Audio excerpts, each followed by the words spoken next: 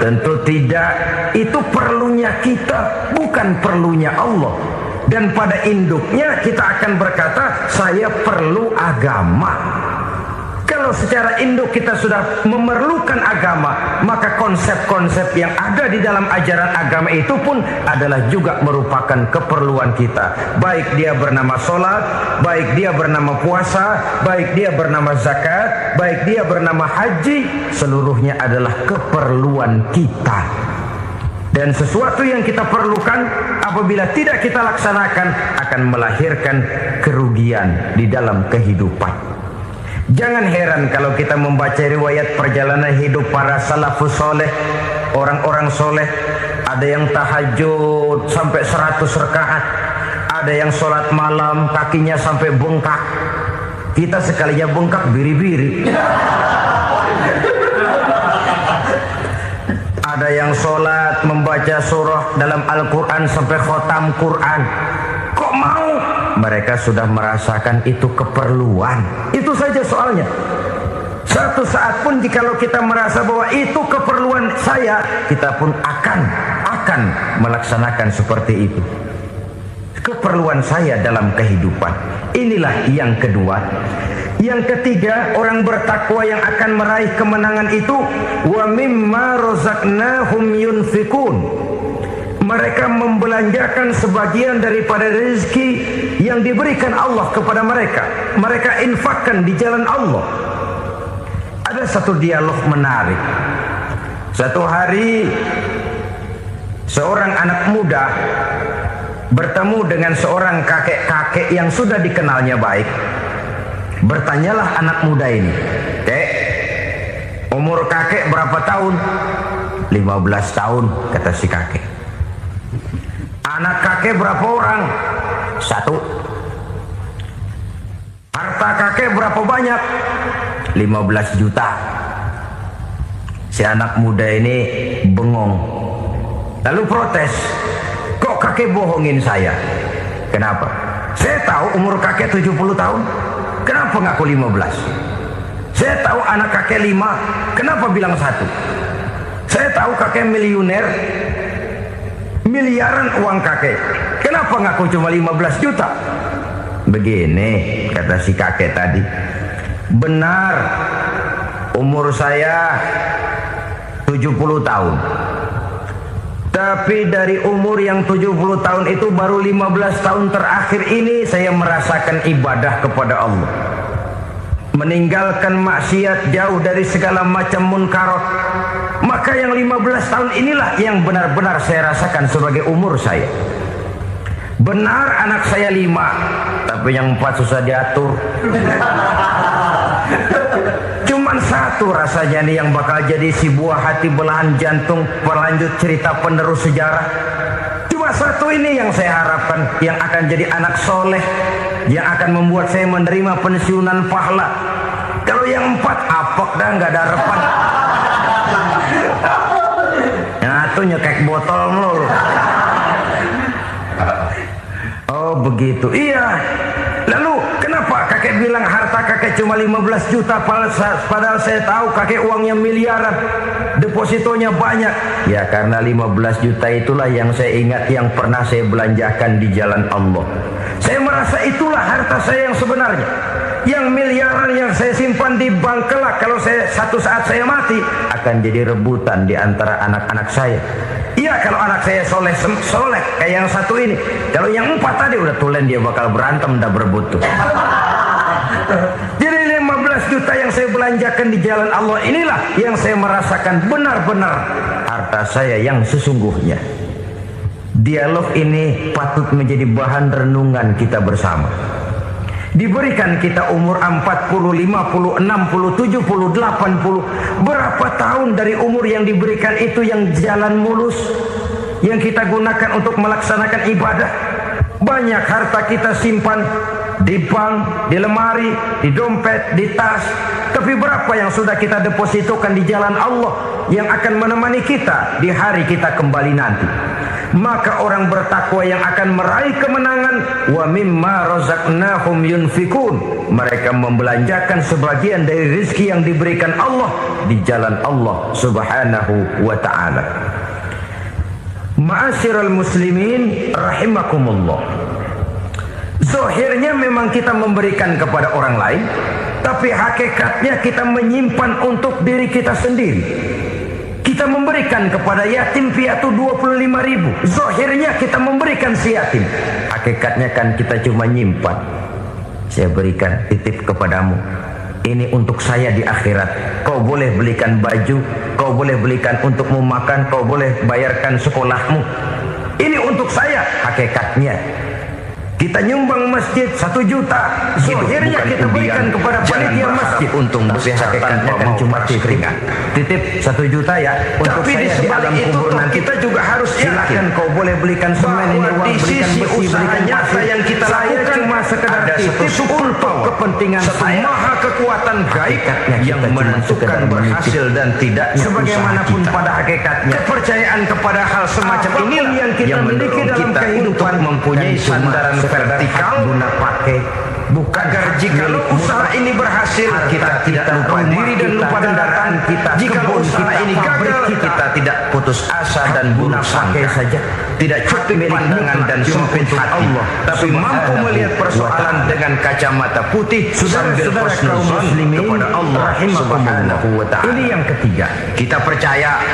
Kemudian yang keempat itu ada orang-orang bertakwa yang ada yang namanya Raqib dan Atid, mengawasi gerak hidup kita sampai kepada gerak hati kita. Ini memberikan sugesti agar kita berhati-hati, tidak sejengkal tanah. Mereka yang percaya kita bisa berlindung dari pengawasan Raqib dan Atid. Ayat Al-Quran, ada mungkar nakir yang akan menyoal kita di alam kubur yang gaib.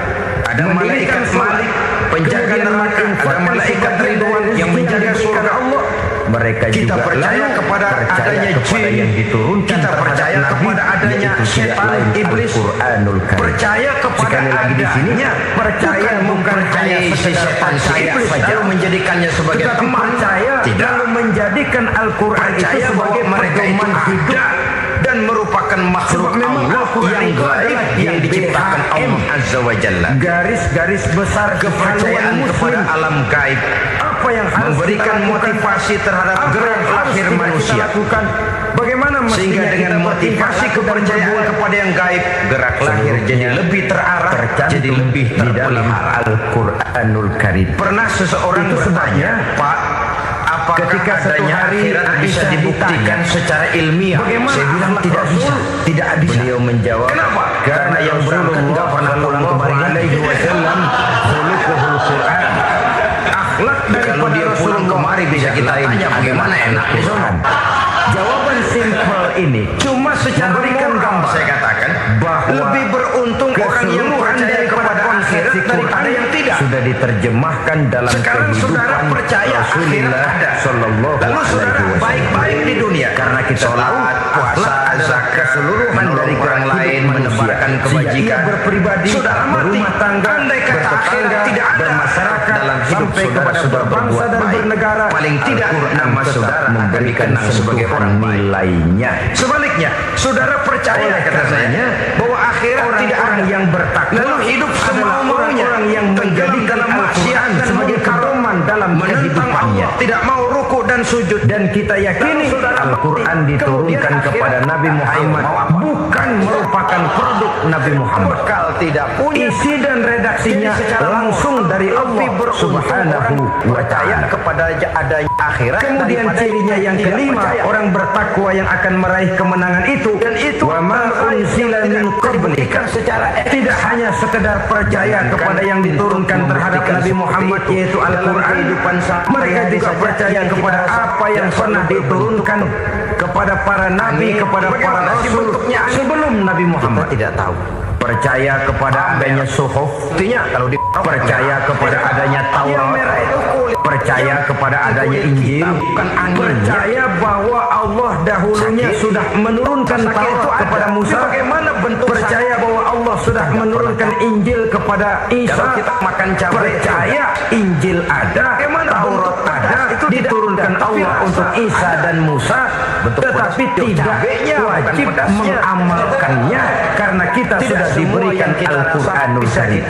Ini yang perlu saya garis bawahi. Kita percaya Allah telah menurunkan Injil dahulu kepada Isa. Alam yang gaib kita percaya mampu memberikan Allah telah menurunkan Taurat yang menata kehidupan seseorang Nabi Musa lebih lurus, lebih terkadang-kadang dan ini dijadikan dalih dikacaukan pengertian. Kalau kepercayaan kepada yang gaib bahwa mengantarkan seseorang untuk meraih kemenangan, maka pakailah Injil. Apalagi kalau ayat sebelumnya kepada yang gaib bahwa akhirat ada, dihilangkan alam kubur ada, tanggung jawab itu ada, akan terjadi lalu tidak hidup enak udele dewe karena salah arah akhirnya bisa merusak dan menghancurkan. Tidak hidup menurut seleranya sendiri. Suatu saat pernah ditanya orang, ya Rasul, ini cirinya yang bagaimana orang bertakwa yang sebagai meraih kemenangan Injil yang beriman mereka percaya. Beliau menjawab yang gaib, la tukadzibuhu jami'an wa la tusaddiquhu jami'an. Selalu berangkat yang didustakan seluruhnya, jangan juga dibenarkan semuanya. Pemuda sekarang ini tidak pernah tahu siapa yang akan jadi teman hidup. Ini sudah merupakan gambaran dari Rasul bahwa dalam Injil yang ada sekarang masih ada ajaran-ajaran tauhid yang dibawa oleh Nabi Isa dan diajarkan kepada umatnya. Tapi juga dalam Injil yang sekarang ini sudah terkena intervensi dan investasi manusiawi. Karena itu Rasul menyimpulkan, la tukadzibuhu jami'an wa la tusaddiquhu jami'an. Jangan didustakan semua, jangan dibenarkan seluruhnya. Kita memang percaya Allah telah menurunkan Injil kepada Nabi Isa dulu, tapi kita tidak wajib mengamalkan Injil. Kita percaya Allah telah menurunkan Taurat kepada Nabi Musa, tapi kita tidak wajib mengamalkan kitab ajaran Taurat. Yang wajib kita percayai dan kita amalkan hanyalah Al-Quranul Karim. Kenapa? Oleh karena baik yang ada di dalam Taurat, baik yang ada di dalam Injil, tentu tercakup di dalam Al-Quran sebagai kitab terakhir yang diturunkan oleh Allah Subhanahu wa Ta'ala. Dan itu wajar. Kalau seorang pejabat mau mengeluarkan satu keputusan baru, tentu dia harus meninjau keputusan-keputusan lama. Andai kata dianggap tidak berlaku, dianggap tidak relevan lagi, maka keputusan-keputusan lama itu tentu sudah dianggap tidak berlaku. Sebagian daripada aturan-aturan dalam keputusan lama yang masih dianggap relevan tercantum dalam keputusan baru yang wajib diamalkan. Begitulah hubungannya antara Al-Quran, Taurat, Zabur, dan Injil. 4 kitab samawi yang diturunkan Allah masing-masing kepada Zabur untuk Nabi Daud, Taurat untuk Nabi Musa, dan Injil untuk Nabi Isa alaihi wassalatu wassalam. Ketiga-tiga kitab itu kita percayai adanya. Kita yakini Allah telah menurunkan Zabur, Taurat, dan Injil. Tapi kita tidak wajib mengamalkannya. Yang wajib kita mengamalkannya sekarang ini tidak lain hanyalah Al-Quranul Karim saja. Karena ia mencakup apa yang ada di dalam Zabur, apa yang ada di dalam Taurat, dan apa yang ada di dalam Injil. Keotentikannya bisa dipertanggungjawabkan. Ya, tapi kan Nabi Muhammad sudah mati 14 abad yang lalu, dan di zaman beliau Al-Quran kan belum dikodifikasikan, belum ditulis. Bagaimana keotentikannya bisa dipertanggungjawabkan? Mudah saja. Allah berjanji, inna nahnu nazzalna dzikra wa inna lahu lahafizun. Kami yang menurunkan Al-Quran dan kami yang akan menjaga dan memeliharanya. Allah turunkan Quran, Allah menjaganya. Bagaimana cara Allah menjaga Al-Quran itu? Banyaknya orang-orang yang hafaz Al-Quran. Hafaz Al-Quran 30 juz, 114 surah, 6.666 ayat. Sehingga jangankan satu kata, jangankan satu ayat, satu kalimat saja berubah sudah akan timbul reaksi dan mudah dimengerti. Kenapa? Banyak orang-orang yang hafaz Al-Quran. Sedangkan pada setiap akhir tahun biasanya malaikat Jibril selalu mengadakan checking terhadap ayat-ayat yang diturunkan pada waktu itu. Di zaman Nabi sendiri sudah ada usaha kodifikasi. Dan yang lebih luar biasa lagi, sampai hari ini tidak seorang pun mampu membuat satu ayat saja semacam Al-Quran. Ke bahasa manapun dia diterjemahkan, naskah aslinya tetap ikut. Rujukan dasarnya tetap ada. Berdasarkan itu, maka tidak mungkin terjadi penyelewengan terhadap atau pemalsuan terhadap ayat-ayat Al-Quranul Karim. Kesuciannya, keotentikannya, kemurniannya bisa dipertanggungjawabkan. Ma'asyiral muslimin rahimakumullah. Oleh karenanya, konsepsi dasar daripada ajaran Islam ini memang tidak lain adalah Al-Quran dan Sunnah.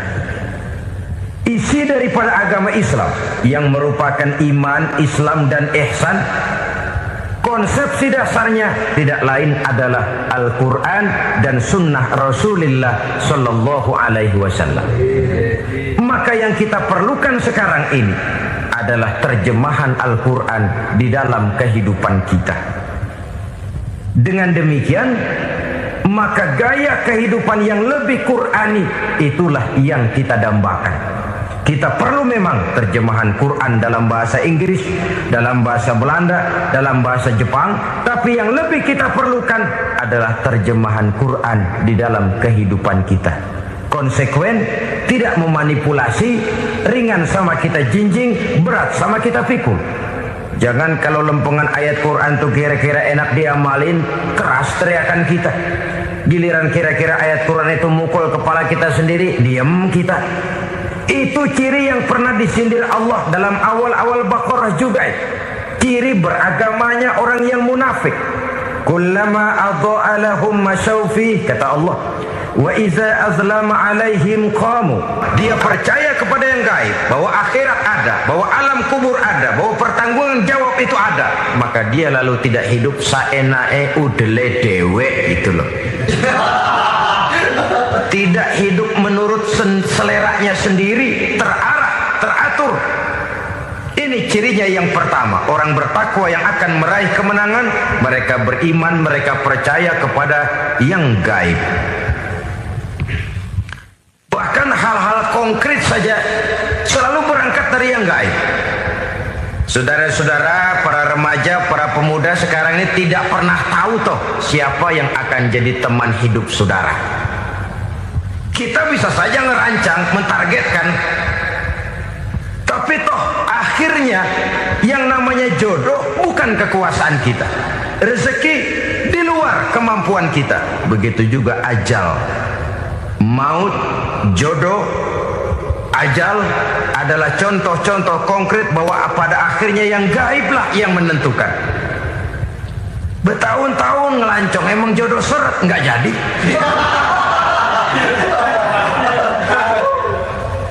Begitu kenal baru setengah malam nginep ditangkap hansip kan. Hal-hal semacam itu kadang-kadang kita berpikir suuzon, gile, perempuannya cakep banget, lakinya rebek amat. Memang begitulah jodohnya. Memang begitulah jodohnya. Saudara hadirin ma'asyiral muslimin yang saya hormati, jadi hal-hal yang konkret saja kita yakini sepenuhnya ditentukan oleh satu superpower yang gaib itu tadi. Dari sanalah segala ketentuan itu berangkat dan kesanalah segalanya akan kembali. Maka kepercayaan kepada yang gaib meluruskan gerak hidup seseorang dan itu akan mengantarkan dia kepada meraih kemenangan. Satu. Yang kedua, wa yuqimuna shalah. Orang bertakwa yang akan meraih kemenangan itu adalah orang-orang yang mendirikan sholat. Kenapa sholat mengantarkan orang untuk meraih kemenangan? Yang jelas, inna sholata tanha anil fahsya'i wal munkar. Sholat mampu mencegah manusia dari perbuatan keji dan munkar. Banyak filsafat hidup yang terkandung di dalam sholat ini.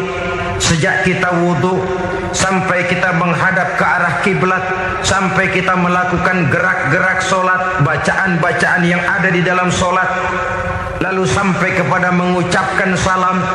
Banyak filsafat hidup yang terkandung di dalam solat. Umpamanya saja, setelah takbiratul ihram, mulai kita dengan solat dalam posisi berdiri. Diajarkan dalam kitab-kitab fikih agar kita melihat ke arah tempat sujud. Ini kan filsafat kehidupan. Kalau kamu solat dalam posisi berdiri, lihat tempat sujud. Jangan solat mata jelalatan, sebab nanti bisa mengurangi kekhusyuan. Jadi wajar kalau yang dikatakan bahwa yang paling afdol adalah soft yang di depan. Kenapa? Secara harfiah pengertiannya akan lebih mengundang kekhusyuan. Kenapa? Kalau kita di soft paling depan di masjid umpamanya paling banter kita lihat tembok. Tapi kalau kita soft di tengah atau di belakang, orang-orang di depan kita pun akan kelihatan. Yang bajunya loreng, yang bajunya genggang, yang bajunya macam-macam. Kita lihat, kadang-kadang kita pikirin, ada yang bajunya bolong. Kita sholat tapi dalam hati, nih orang bajunya robek, ya nggak tahu apa. Ada saja hal-hal yang mengusik kekhusyuan kita. Oleh sebab itu diajarkan dalam posisi berdiri, lihat, arahkan pandangan matamu kepada tempat sujud. Ini kan filsafat kehidupan. Maksudnya apa? Kalau lagi diri, lihat dong tempat sujud. Kalau udah di atas, ingat dong sama yang bawah. Kalau sudah tinggi, ingat dong dari mana kamu berangkat. Kalau sudah berkuasa, bantu dong yang lemah. Kalau sudah kaya, santuni dong yang miskin. Kalau sudah alim, bimbing dong yang awam. Ini filsafat kehidupan. Dalam posisi berdiri, kau lihat tempat sujud. Ini akan melahirkan kepekaan sosial, di mana seseorang mau tahu kepada orang lainnya. Bagaimanapun kaya kita, tinggi pangkat dan jabatan kita, jikalau hidup hanya untuk kepentingan perut sendiri saja, rasanya belum membawa manfaat di dalam kehidupan kita. Tapi efek yang tertinggi sesungguhnya, solat mencegah manusia dari perbuatan keji dan munkar. Perbuatan keji dan munkar, walaupun kelihatannya mendatangkan uang, membawa keuntungan, tapi itu keuntungan semu, keuntungan sementara. Dengan menipu orang lain kita bisa dapat untung, tapi tidak membawa berkah. Dan itu adalah kerugian besar dalam kehidupan kita. Maka untuk meraih kemenangan harus dimulai dengan membentuk kepribadian yang tegar, memiliki sandaran vertikal yang langsung kepada Allah Subhanahu wa ta'ala. Dan itu hanya bisa kita tempuh melalui jalur ibadah formal yang sudah ditentukan Allah, yakni solat yang 5 waktu. Untuk memperkuat itu ada solat-solat sunnah, rawatib, nawafil, sebagai terminal-terminal kontrol cadangan untuk memelihara stabilitas temperatur batin di dalam kita berhubungan dengan zat yang maha gaib, yaitu Allah Subhanahu wa ta'ala. Orang sering bertanya, Pak, itu tetangga saya nggak sholat, duitnya nggak habis-habis, Pak. Nggak sholat tapi mobilnya tambah terus, nggak sholat tapi usahanya makin maju. Tapi di sisi lain ada orang yang rajin sholat, rezekinya butak bener. Anaknya mana kurus, mana korengan. Saudara hadirin ma'asyiral muslimin rahimakumullah. Harus saya katakan bahwa sholat memang bukan untuk cari duit. Sholat adalah sandaran vertikal kita kepada Allah. Sedangkan soal rezeki itu berkaitan dengan sifat Allah Maha Pengasih dan Maha Penyayang. Allah Maha Pengasih, siapapun dikasih kalau mau usaha. Allah Maha Penyayang, tidak semua orang disayang oleh Allah Azza wa Jalla. Dan belum tentu banyak harta itu merupakan nikmat. Mungkin juga istidraj. Artinya istidraj itu dikasih tapi diambulin, kalau bahasa Betawinya itu. Dikasih tapi diambulin, itu bukan merupakan nikmat sesungguhnya, lebih merupakan azab dari Allah Subhanahu wa ta'ala. Tapi biar rumah kita halamannya saja puluhan ribu hektar, ada kolam renangnya, kamar tidurnya tidak lagi terhitung. Kalau hati yang menempati rumah itu sempit, maka akan terasa sempit jugalah rumah itu. Tempat bergantungnya tidak lain adalah hati. Marilah kita mencoba melihat berbagai pandangan orang tentang bahagia ini. Ada orang menyangka bahwa bahagia itu kalau dia mendapatkan harta yang sebanyak-banyaknya. Islam telah dituntun oleh Allah Subhanahu wa ta'ala yang wajibnya 5 kali dalam sehari semalam mendirikan sholat. Dan itu tentu berada dalam jangkauan kemampuan manusia. Pada awalnya barangkali kita memang merasa sholat itu satu kewajiban. Tapi semakin kita hayati makna, manfaat dan filsafat yang terkandung di dalam ajaran sholat, semakin sampai kita kepada keyakinan bahwa sholat adalah keperluan kita.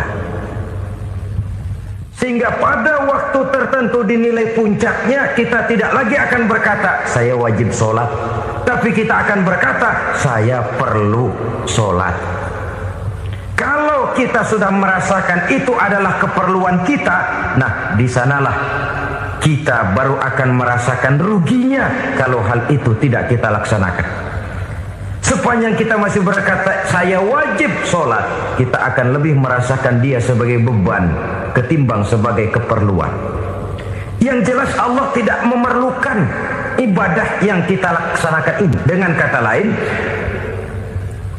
andai kata satu dunia penuh ini orang tidak ada yang sholat satu pun, Allah tidak akan turun dari jabatan Tuhan. Jangan lalu berpikir kalau kita ngambok se-RW kagak sembahyang Tuhan tekor kali ini ya. Dia akan diberikan rezeki oleh Allah dengan jalan yang tidak disangka-sangka. Rezekinya datang dengan cara yang tidak disangka-sangka. Gajinya mungkin kecil, tapi penghasilannya gede. Kan itu yang penting.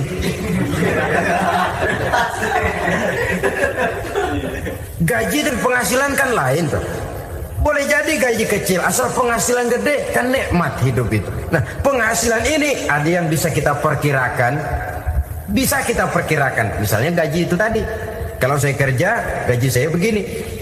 Ada rezeki yang masuk min haitsu la yahtasib. Tidak kita sangka-sangka, tidak kita duga-duga, tahu-tahu ada saja rezeki. Datang orang bawa persoalan yang mendatangkan hasil. Sebab rezeki, jodoh, maut memang seperti bayangan. Kita ubur-ubur dia lari, kita diem dia diem. Kan gemesin itu. Bayang-bayang itu begitu. Kita kejar, dia lari. Rezeki juga begitu. Kita diam, dia diam. Setengah mati yang namanya rezeki kita cari, kita ubur. Ngobek sampai ratusan bohong kita kerjain. Tapi memang belum waktunya, ya sulit untuk tembus. Tapi kadang-kadang giliran kita nongkrong di rumah, datang orang bawain rezeki. Itulah yang namanya rezeki.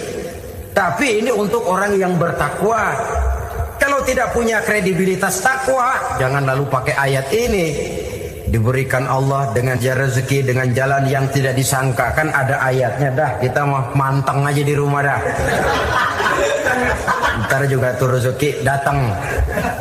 Ini fasilitas yang diberikan kepada orang yang wa may yattaqillah, bertakwa kepada Allah, yarzuqhu min haitsu la yahtasib, diberikan rezeki dengan cara yang tidak disangka-sangkanya.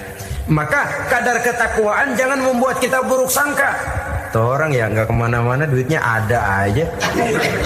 Kalau dia takwa, Allah berikan jalan keluar. Yang lantas ngelihat kiai orangnya ahli ibadah, ilmunya tinggi, akhlaknya luar biasa, takwanya tinggi, rezekinya lancar, lalu husnuzon nih kiai nggak kemana-mana, duitnya banyak, miara tuyul kali ini. Itu termasuk jaminan Allah yang masuk kategori min haitsu la yahtasib.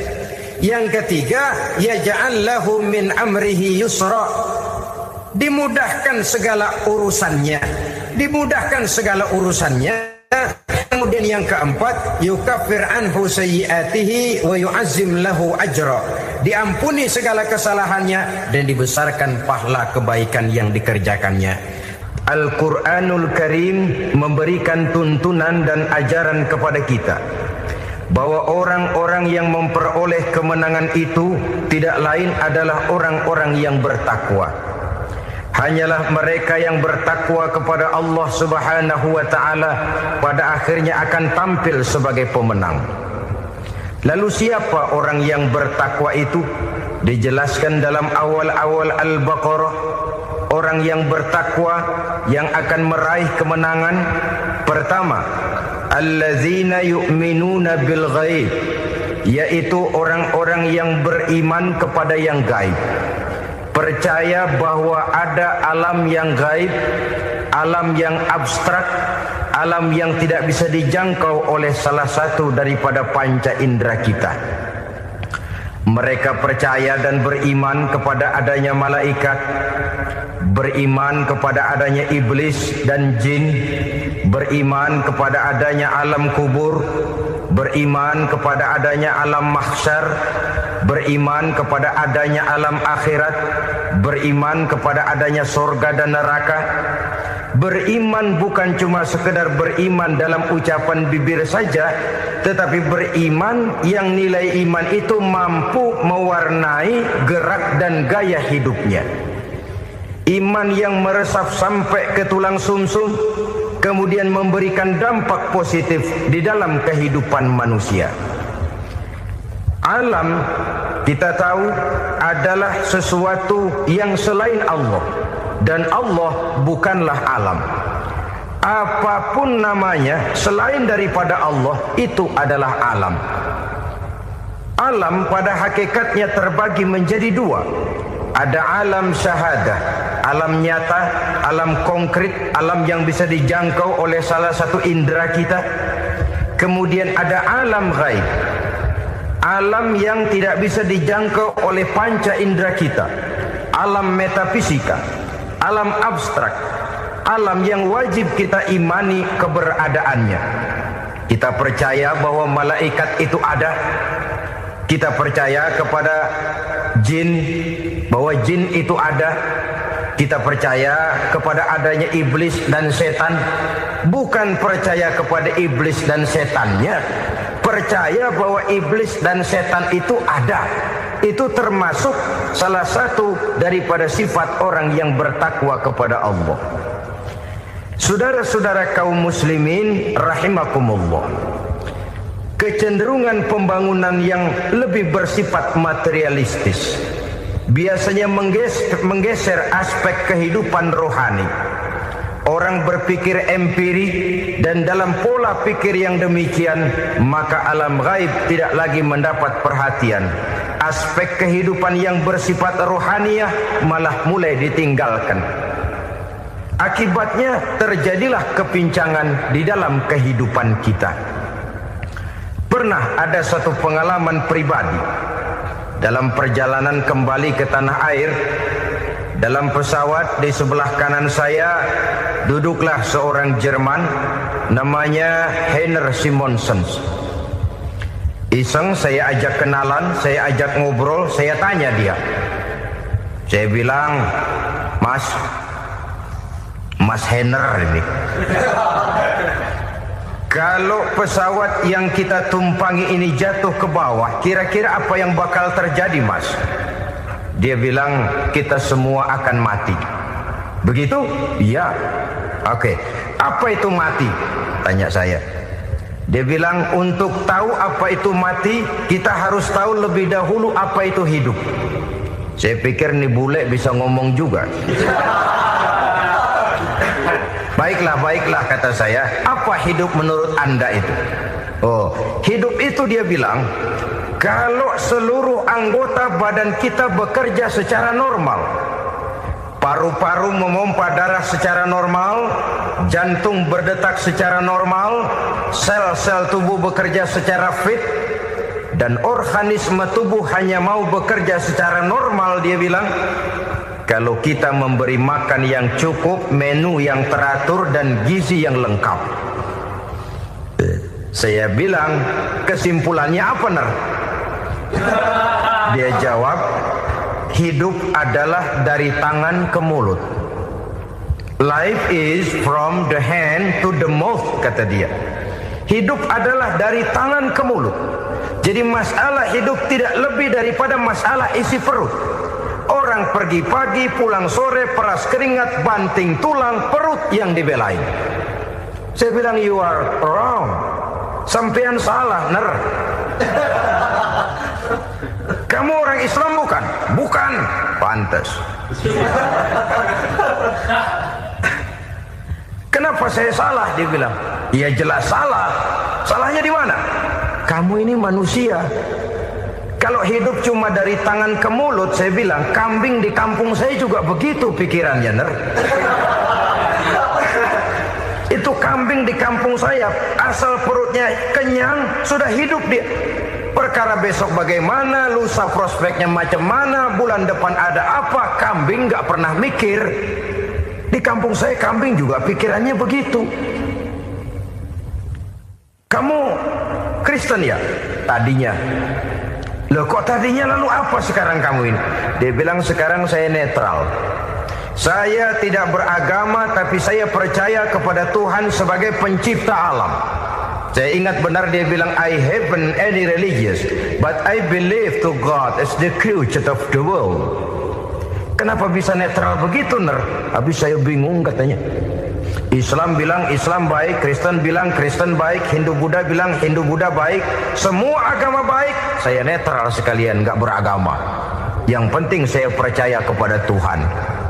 Saya bilang, Ner, kamu ini kayak orang mau beli celana, lalu bingung. Yang satu bilang Levi's bagus, yang satu bilang Blue Jean hebat, yang satu bilang Wool England hebat. Celana ini hebat, celana itu bagus, celana ini hebat. Semua celana bagus, kamu bingung. Akhirnya netral, tidak pakai celana. Itu juga salah. Saya pikir-pikir, kemudian saya melihat bahwa dua pola berpikir Henry ini nampaknya sudah mulai menggejala di lingkungan masyarakat bangsa kita. Disadari atau tidak, secara jujur kita harus berkata, dua pola pemikiran Henry ini mulai berkembang di tengah masyarakat bangsa kita. Pertama, pola pikir materialisme. Hidup adalah dari tangan ke mulut. Masalah hidup tidak lebih masalah isi perut. Itu yang perlu dibela, dan disitulah arti kehidupan. Pergi pagi, pulang sore, peras keringat, banting tulang untuk mempertahankan perut. Kalau sudah kemari cara orang berpikir, maka buat apa percaya kepada yang gaib? Untuk apa sholat? Untuk apa puasa? Untuk apa zakat? Untuk apa menghadiri majelis taklim? Tanpa kepercayaan kepada yang gaib, hidup berjalan menurut alur empiris dan materialis. Kalau sudah ke sana cara orang berpikir, biasanya orang lalu cenderung menghalalkan segala cara. Hanyalah orang yang percaya bahwa akhirat ada. Hanyalah orang yang percaya bahwa alam kubur itu ada. Hanyalah orang yang percaya bahwa malaikat itu ada. Hidupnya akan lebih terarah dan terkendali. Karena kepercayaan kepada yang gaib, yang merupakan fase daripada kehidupan setelah hidup yang sekarang ini, mewarnai gerak pribadi seseorang di dalam dia melakukan kegiatan hidupnya. Pola berpikir materialisme, disadari atau tidak, mulai menggejala di lingkungan masyarakat bangsa kita.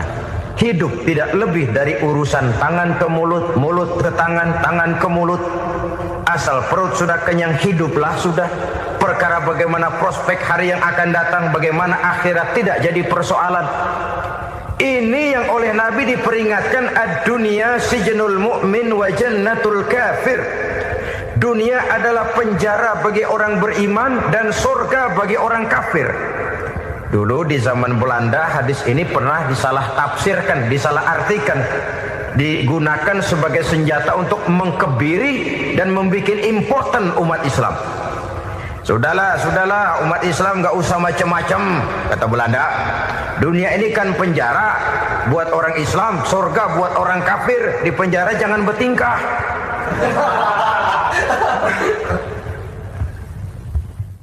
Pengertiannya tidak begitu.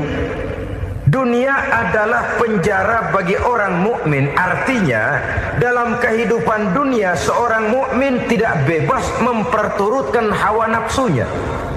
Di penjara hawa nafsunya itu. Sebaliknya surga bagi orang-orang kafir. Buat orang kafir surgalah dunia ini. Mereka bebas memperturutkan hawa nafsunya. Dilarang tidak terlarang, dicegah pun tidak tercegah. Mereka hidup menurut alur bisikan nafsu mereka sendiri. Kemudian bila ajal datang, maut merenggut nyawa, selesailah surganya sampai di situ. Maka bagi orang-orang yang tidak percaya kepada adanya akhirat, kepada adanya alam gaib, surganya sebatas umurnya. Sekali lagi, surganya sebatas umurnya.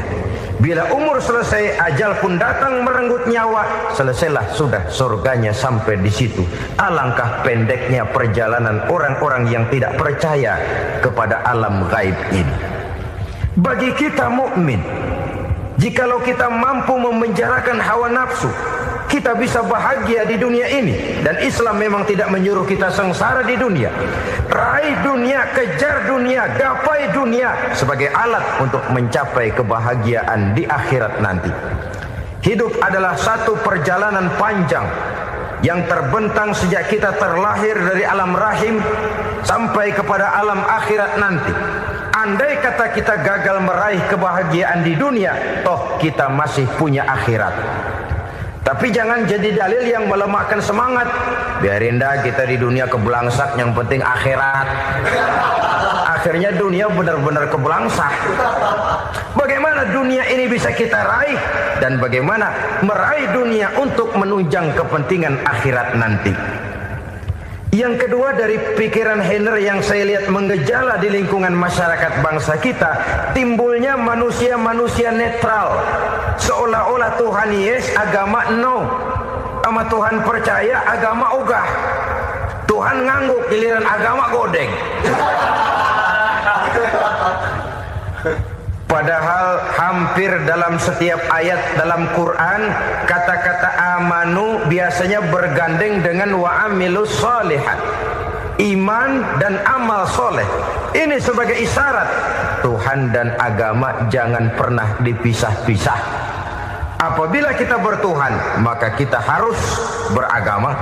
Apabila kita beragama, maka agama itu harus bersumberkan dari Tuhan yang kita imani itu. Tidak mungkin kita pisah, Tuhan yes, agama no. Sama Tuhan percaya tapi agama bikin sendiri. Sembayangnya cukup bengong 2 jam madep mulon.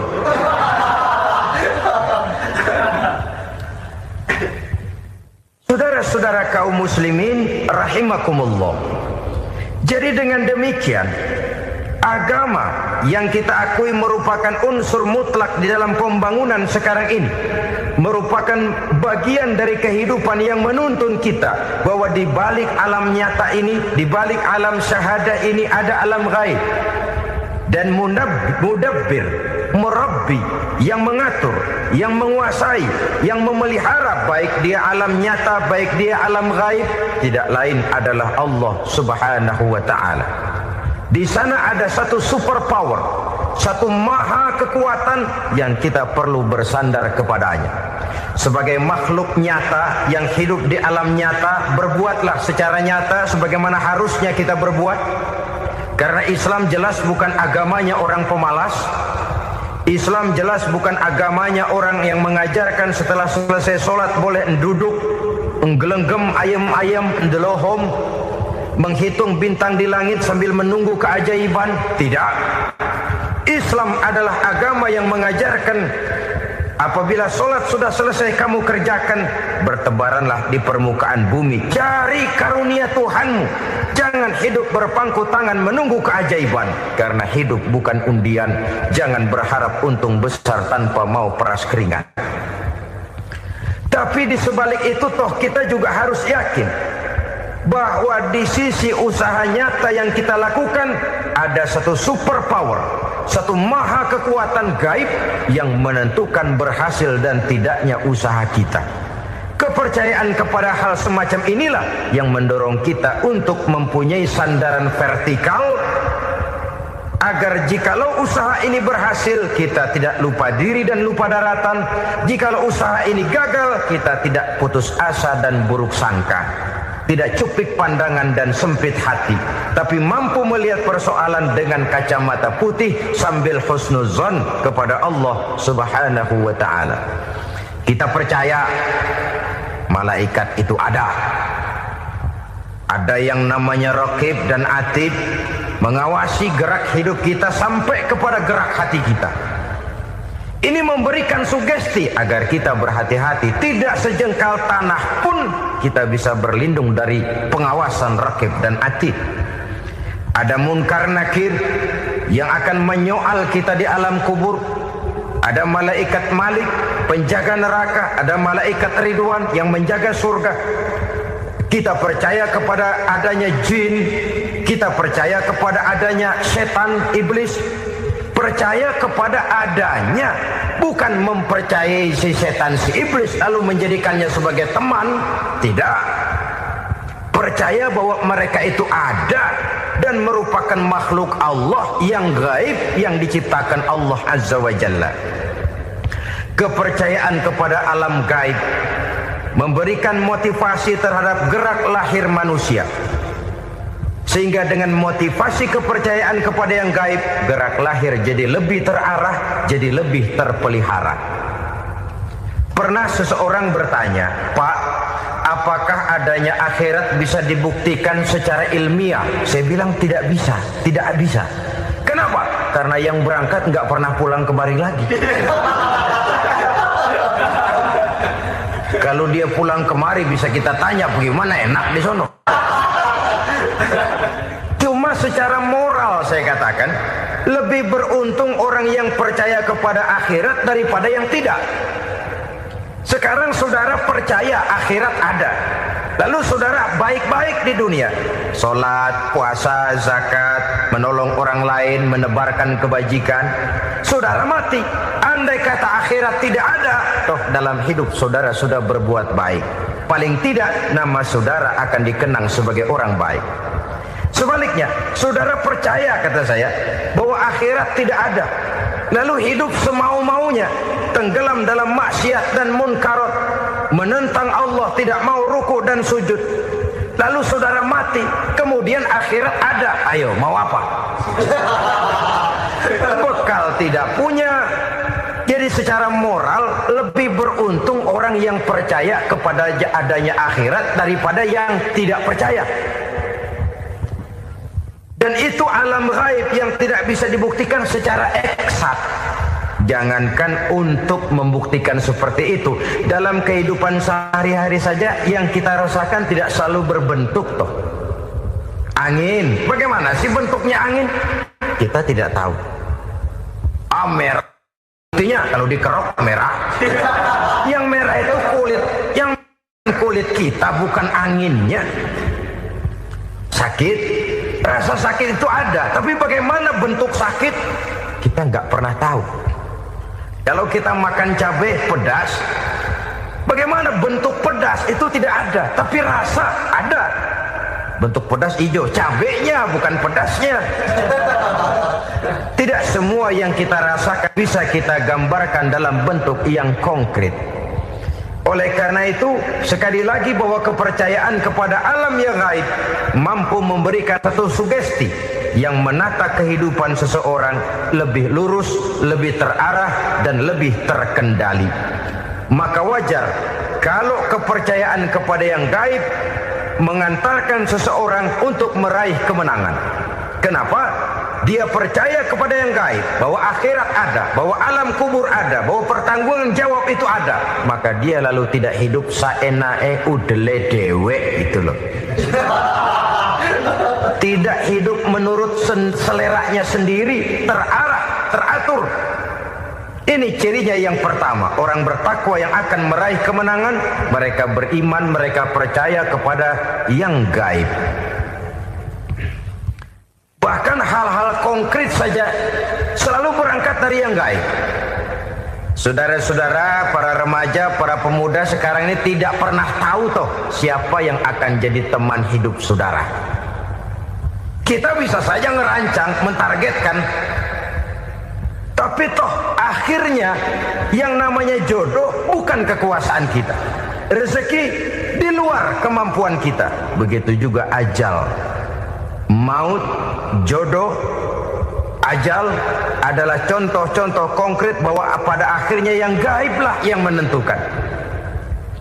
Bertahun-tahun ngelancong, emang jodoh seret, nggak jadi.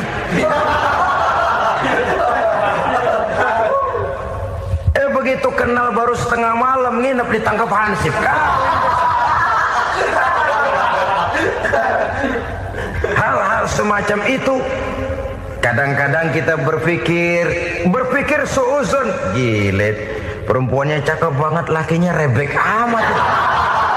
Memang begitulah jodohnya. Memang begitulah jodohnya.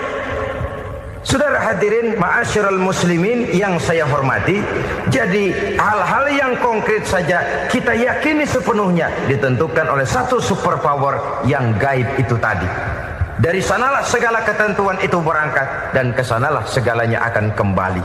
Maka kepercayaan kepada yang gaib meluruskan gerak hidup seseorang dan itu akan mengantarkan dia kepada meraih kemenangan. Satu. Yang kedua, wa yuqimuna shalah. Orang bertakwa yang akan meraih kemenangan itu adalah orang-orang yang mendirikan sholat. Kenapa sholat mengantarkan orang untuk meraih kemenangan? Yang jelas, inna sholata tanha anil fahsya'i wal munkar. Sholat mampu mencegah manusia dari perbuatan keji dan munkar. Banyak filsafat hidup yang terkandung di dalam sholat ini. Sejak kita wudhu sampai kita menghadap ke arah kiblat, sampai kita melakukan gerak-gerak sholat, bacaan-bacaan yang ada di dalam sholat, lalu sampai kepada mengucapkan salam, banyak filsafat hidup yang terkandung di dalam sholat. Umpamanya saja, setelah takbiratul ihram mulai kita dengan sholat dalam posisi berdiri, diajarkan dalam kitab-kitab fikih agar kita melihat ke arah tempat sujud. Ini kan filsafat kehidupan. Kalau kamu sholat dalam posisi berdiri, lihat tempat sujud. Jangan sholat mata jelalatan, sebab nanti bisa mengurangi kekhusyuan. Jadi wajar kalau yang dikatakan bahwa yang paling afdol adalah shaf yang di depan. Kenapa? Secara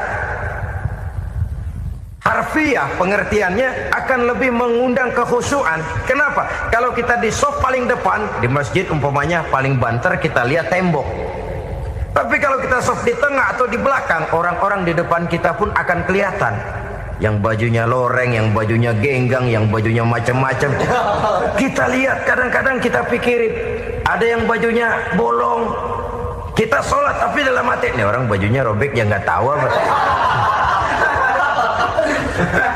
Ada saja hal-hal yang mengusik kekhusyuan kita. Oleh sebab itu diajarkan dalam posisi berdiri, lihat, arahkan pandangan matamu kepada tempat sujud. Ini kan filsafat kehidupan. Maksudnya apa? Kalau lagi diri lihat dong tempat sujud. Kalau udah di atas ingat dong sama yang bawah. Kalau sudah tinggi ingat dong dari mana kamu berangkat. Kalau sudah berkuasa bantu dong yang lemah. Kalau sudah kaya santuni dong yang miskin. Kalau sudah alim bimbing dong yang awam. Ini filsafat kehidupan. Dalam posisi berdiri kau lihat tempat sujud. Ini akan melahirkan kepekaan sosial di mana seseorang mau tahu kepada orang lainnya. Bagaimanapun kaya kita, tinggi pangkat dan jabatan kita, jikalau hidup hanya untuk kepentingan perut sendiri saja, rasanya belum membawa manfaat di dalam kehidupan kita. Tapi efek yang tertinggi sesungguhnya, sholat mencegah manusia dari perbuatan keji dan munkar. Perbuatan keji dan munkar walaupun kelihatannya mendatangkan uang, membawa keuntungan, tapi itu keuntungan semu, keuntungan sementara. Dengan menipu orang lain kita bisa dapat untung, tapi tidak membawa berkah, dan itu adalah kerugian besar dalam kehidupan kita. Maka untuk meraih kemenangan harus dimulai dengan membentuk kepribadian yang tegar, memiliki sandaran vertikal yang langsung kepada Allah Subhanahu wa taala, dan itu hanya bisa kita tempuh melalui jalur ibadah formal yang sudah ditentukan Allah, yakni salat yang 5 waktu. Untuk memperkuat itu ada salat-salat sunnah, rawatib, nawafil